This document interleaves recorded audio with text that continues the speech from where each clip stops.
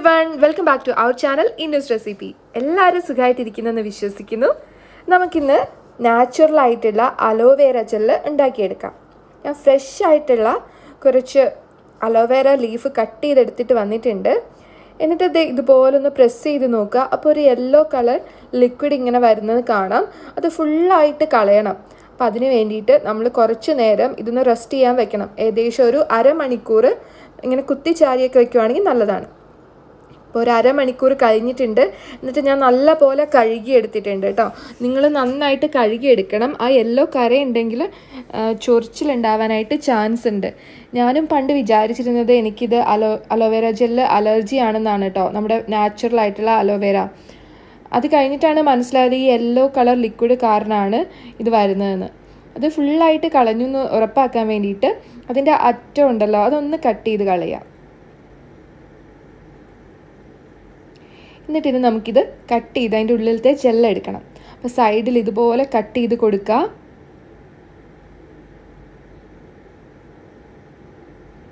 Aloe vera ജെല്ലിൽ എല്ലാ ന്യൂട്രീഷ്യൻസും ഉണ്ട് സ്കിന്നിന് വേണ്ടിയിട്ടുള്ള. അപ്പോൾ ഇത് നല്ലതാണ്, വളരെ നല്ലതാണ് കേട്ടോ സ്കിന്നിന്. ഒത്തിരി യൂസ് ഉണ്ട് ഇതിന്. ഇതുപോലെ നടുക്ക് കൂടി ഒന്നുകൂടി ഒന്ന് കട്ട് ചെയ്തെടുക്കുക. ഇപ്പോൾ നമ്മുടെ അലോവേര ജെല്ല് കാണാൻ പറ്റുന്നുണ്ട്. നമുക്കൊരു സ്പൂൺ വെച്ചിട്ട് എന്തെങ്കിലും ഇത് എടുക്കണം, ഫുള്ളായിട്ട് എടുക്കണം. അപ്പോൾ ഏതെങ്കിലും ഷാർപ്പ് എഡ്ജുള്ള തവിയോ അതുപോലെ സ്പൂണോ എന്തെങ്കിലും എടുത്താൽ മതി. ഇതുപോലെ നല്ല രസത്തിൽ നമുക്കിത് കിട്ടും. അപ്പോൾ ഇത് ഫുള്ളായിട്ട് നമുക്ക് എടുക്കാം, ഒന്നും കളയാനില്ല. ഇതുപോലെ നന്നായിട്ടൊന്ന് ഇങ്ങനെ ചുരണ്ടി എടുത്താൽ മതി.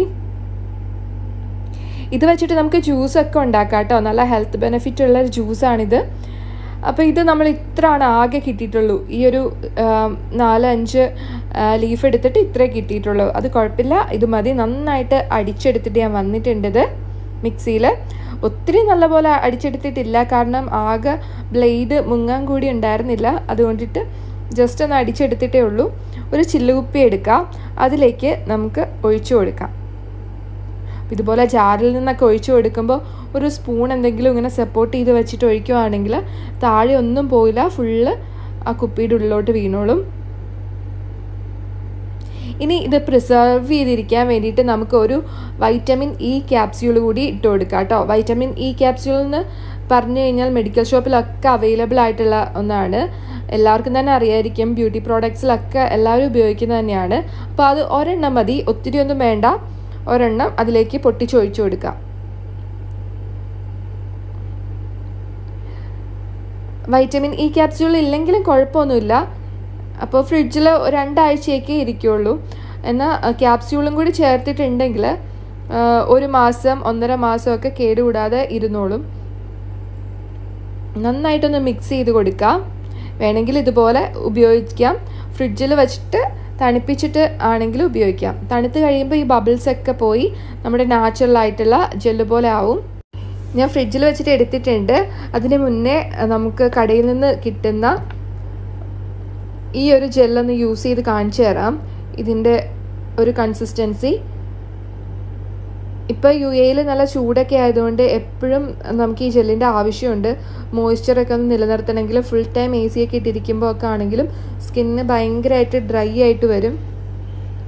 അപ്പോൾ എപ്പോഴും നമ്മൾ ഈ ഒരു ജെല്ലാണ് ഉപയോഗിക്കുന്നത് കടയിൽ നിന്ന് വാങ്ങിയിട്ട്. അപ്പോഴാണ് ഞാൻ ഇതിൻ്റെ ഇൻഗ്രീഡിയൻസ് വായിച്ചു കഴിഞ്ഞപ്പോൾ മനസ്സിലായി ഇതിൻ്റെ അകത്ത് അലോവേര ജെല്ലിൻ്റെ അംശം വളരെ കുറവാണ്. ഇതിപ്പോൾ നമ്മുടെ നാച്ചുറൽ ആയിട്ടുള്ള അലോവേരയാണ് കേട്ടോ. അത് ജസ്റ്റ് ഒന്ന് മിക്സ് ചെയ്ത് ഇതുപോലെ ഒന്ന് ബ്ലെൻഡ് ചെയ്ത് കൊടുത്താൽ മതി. അതും അങ്ങ് അബ്സോർബായി പൊക്കോളും. 1 മിനിറ്റ് കഴിയുമ്പോഴേക്കും ഫുള്ളായിട്ട് അബ്സോർബായിട്ട് പോവും.